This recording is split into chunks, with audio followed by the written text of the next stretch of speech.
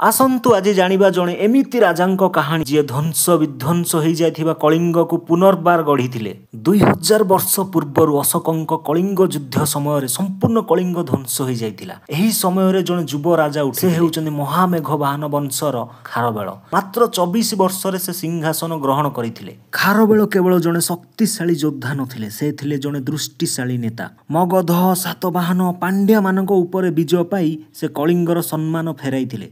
से जनतांको पाई नूतन सहर निर्माण कले, जलसेचन पाई व्यवस्था कले एवं अनेक उन्नतिमूलक कार्य करथिले। तांको सुशासन रे कलिंग नौवाणिज्य समग्र दक्षिण एशिया देश मानकरे परिचित थिला। खारवेल जैन धर्मर अनुगामी थिले, किंतु से समस्त धर्म को सम्मान देउथिले। खंडगिरी और उदयगिरी गुंफा गुड़िक आज मध्य तांको शिल्प और आस्थार प्रतीक। मात्र 38 वर्ष बयस रे तांकर देहांत होइथिला, किंतु महान कलिंग इतिहास रे से आज भी जीवित। यदि तुमे जणे ओडिया भाबरे गर्व कर, एही भिडियोटी को तुमर ओडिया सांगक सहित शेयर करी महान खारवेलଙ୍କ विषय रे अवगत कराओ। जय जगन्नाथ।